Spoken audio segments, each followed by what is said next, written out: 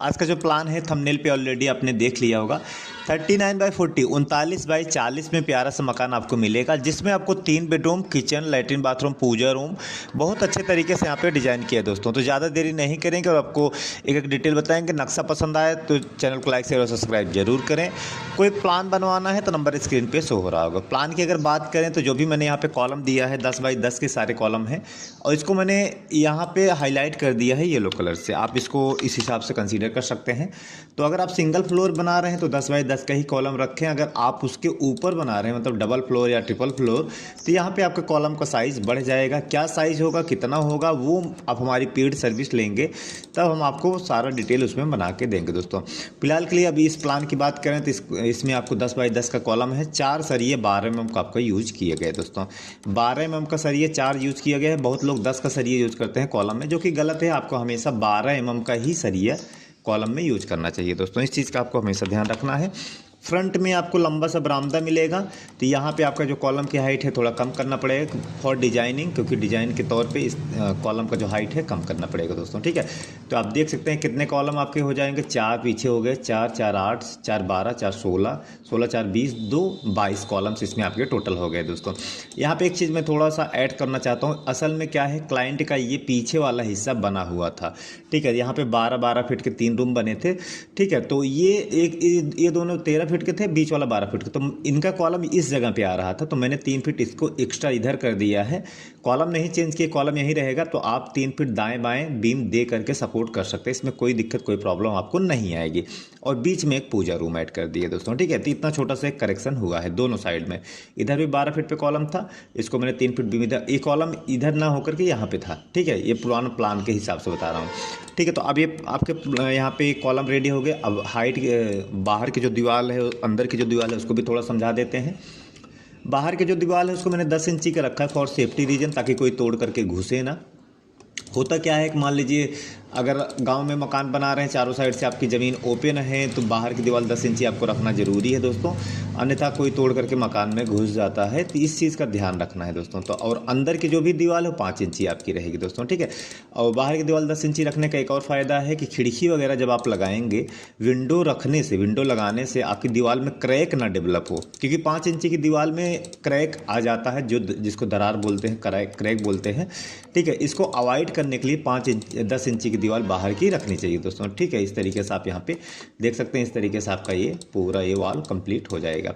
अब रही बात इसका कुर्सी का प्लिंथ का, तो मैं यहाँ पे 3 फीट हाइट रखा हूँ। अपने हिसाब से 3 फीट 4 फीट तक रख सकते हैं। मिनिमम 3 फीट तो रखें कम से कम। बहुत लोग उससे कम भी रखते हैं, जो कि गलत है। आपको हमेशा मिनिमम 3 फीट कॉलम और मतलब प्लिंथ लेवल आपको 3 फीट जरूर से ज़रूर रखना चाहिए दोस्तों। ठीक है, तो ये चीज़ का आपको ज़रूर ध्यान देना है। और यहाँ पे आपका जो प्लिंथ है उसको थोड़ा सा मैं यहाँ पे कलर चेंज कर देता हूँ, ताकि थोड़ा सा आपको क्लियर रहे कि हाँ ये आपका प्लिंथ का लेवल आपका यहाँ तक आपका आएगा दोस्तों। ठीक है, तो आप देख सकते हैं यहाँ तक आपका ये प्लिंथ डिवाइड हो जाएगा दोस्तों इस तरीके से। ठीक है, अब ये आपका इस तरीके से पूरा ये मकान रेडी हो गया। अब चलते हैं भाई, प्लिंथ भी बना लिए तो मकान में एंट्री के लिए स्टेप देना पड़ेगा, आपको सीढ़ियाँ देनी पड़ेगी। तो ये आपकी हो जाएंगी सीढ़ियाँ। यहाँ पे इस जगह पे आपकी सीढ़ियाँ हो जाएंगी। इस तरीके से आप इसको ऐड कर सकते हैं, इस जगह पे आप सीढ़ी वगैरह। ठीक है, तो आप देख सकते हैं इस तरीके से आपकी सीढ़ियाँ यहाँ पे ऐड हो जाएंगी। सीढ़ी यूज करेंगे, इसके बाद आप यहाँ पे पोर्च में एंट्री करेंगे। आपका पोर्च आपका 8 फीट एक्स्ट्रा है। ये लंबा सा पूरा बरामदा है दोस्तों। ठीक है, पूरा लंबा सा बरामदा है, बीच में आपका पोर्च है। इसके आगे बढ़ेंगे तो इस जगह पे लगेगा आपका मेन गेट। ये आपका रहेगा मेन गेट। इस जगह पे आपका मेन गेट है। मेन गेट मैंने 4/8 का दिया है। आप अपने हिसाब से चाहे तो डिजाइन वगैरह के साथ में कम ज़्यादा भी कर सकते हैं, इसमें कोई दिक्कत आपको नहीं है। फिलहाल मैंने 4/8 का दरवाज़ा दिया है दोस्तों। ठीक है, एक गेस्ट रूम दिया गया है भाई। गेस्ट रूम का दरवाज़ा बाहर से आप रखेंगे तभी आपके लिए बेहतर है। मान लीजिए कोई गेस्ट वगैरह आया तो उनको बाहर का बाहर ही आप बैठा सकें, इसलिए गेस्ट रूम का जो दरवाज़ा है आपका यहाँ बरामदे से दिया गया है दोस्तों। ठीक है, तो यहाँ से आपका जो भी गेस्ट है वो आराम से एंट्री कर जाएंगे। इसके बाद यहाँ से आप एंट्री करेंगे तो ये आपका छोटा सा लिविंग एरिया, यहाँ पे आप सोफ़ा डाल सकते हैं ऐसे। और ये सामने आपकी टीवी का प्लेसमेंट रहेगा। सोफ़ा यहाँ रहेगा, सामने टीवी का प्लेसमेंट इस तरीके से रहेगा दोस्तों। ठीक है, यहाँ पे आपका रहेगा एक दूसरा दरवाज़ा। हालांकि दरवाज़ा नहीं, केवल आँच की ओपनिंग रहेगी इस तरीके से। दरवाजे की ओपनिंग में आप इस तरीके से इसको फ्री रख दें। इससे थोड़ा सा क्या हो, मकान की प्राइवेसी डिस्टर्ब नहीं होगा। क्या अभी मैं आपको आगे बताता हूँ कि इस दरवाजे का देने यूजेज क्या है, इसको हमने क्यों दिया है।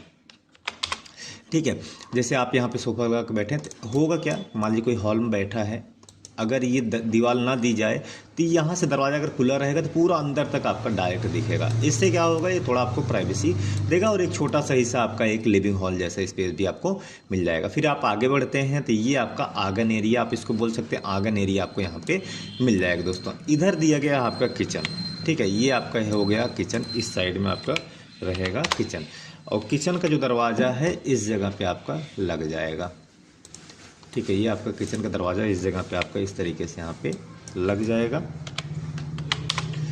ठीक है। और इसके जस्ट सामने इस तरफ आपका दिया है टॉयलेट और बाथरूम।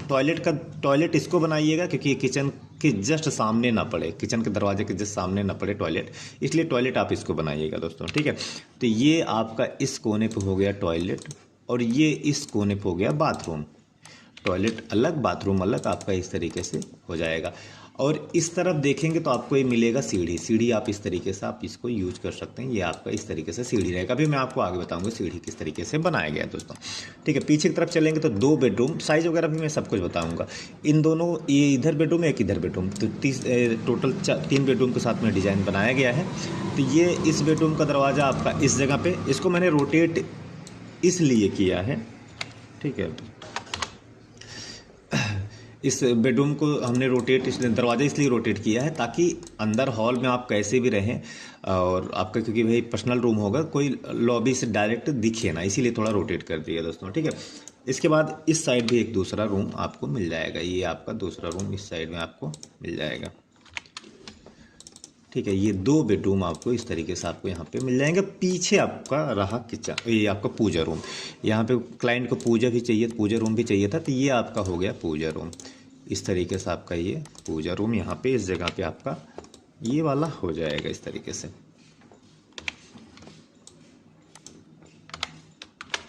ठीक है। तो ये आपका हो गया पूजा रूम। तो ये इस तरीके से पूरा प्लान है। मकान बनने के बाद आपको ये पूरा इस तरीके से कुछ दिखेगा। इसमें खिड़की वगैरह आप चारों साइड बड़े आराम से लगा सकते हैं दोस्तों। मकान को दोबारा रिपीट कर देता हूँ। फ्रंट से एंट्री करेंगे, ये आपका पोर्च हो गया। साइज वगैरह भी मैं आपको आगे बताऊंगा। उसके बाद ये लंबा सा आपका हॉल एरिया।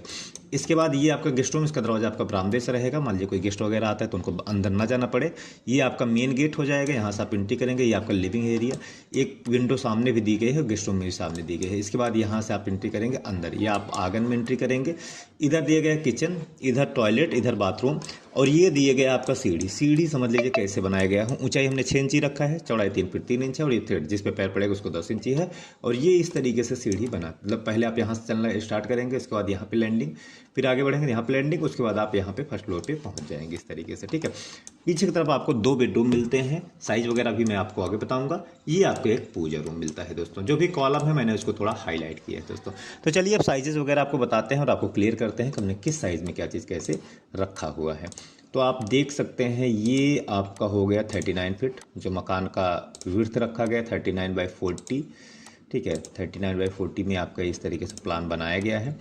इसके बाद ये आपका बरामदा एरिया 7 फीट 10 इंच, ठीक है। जो आपका बरामदा है 7 फीट 10 इंच इंटू 39, 39 फीट में आपका ये पूरा बरामदा एरिया लंबा सा आपका रखा गया है। ये आपका पोर्च हो गया 8 फीट बाई 12.5 फीट का आपका पोर्टिको हिस्सा पोर्टिको का हो गया दोस्तों। इसके बाद 12/10 का आपका ये गेस्ट रूम आपका रखा गया है दोस्तों। ये गेस्ट रूम आपका 12/10 का। इसके बाद यहाँ पे लिविंग हॉल जो आपका दिया गया है, इसको भी आप देख लें, ठीक है। ये आपका लिविंग हॉल 12 फीट 6 इंच, मतलब 12.5/9 फीट का आपका ये लिविंग हॉल हो गया। आगे बढ़ेंगे, यहाँ पे दिए गए है आपका ये वाला हिस्सा 8 feet 3 inch into 22 feet 6 inch में आपका ये लॉबी एरिया दिया गया दोस्तों। इसके बाद 7 फीट 3 इंच, इस साइड की अगर बात करें 7 फीट 3 इंच इंटू 9 फीट का आपका ये किचन का एरिया दिया गया दोस्तों। यहाँ पे दिया गया आपका bathroom 3 feet 7 inch into 5 feet का। बाकी टॉयलेट आप 4/5 के, चाहे इसको अदला बदली कर सकते हैं, इसमें कोई दिक्कत कोई प्रॉब्लम आपको नहीं है। ये तो अपने कंट्रोल में है, कोई इसमें दिक्कत नहीं है। 15 फीट बाई 12 फीट में आपको ये दूसरा बेडरूम, मतलब पीछे की साइड जो 2 रूम दिए गए हैं 15/12 का। पूजा रूम का साइज़ 6.5/6 का आपका पूजा रूम। ये भी 15/12 का आपका ये वाला रूम आपका रहेगा इस तरीके से। हाँ, सीढ़ी समझ लीजिए, सीढ़ी की हमने लंबाई यहाँ पे फर्स्ट 5 फीट 9 इंच, इसके बाद चौड़ाई जो आपकी रखी गई 12 फीट में इस तरीके से रखा गया है दोस्तों।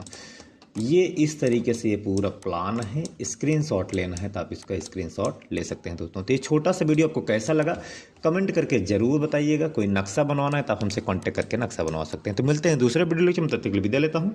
धन्यवाद दोस्तों।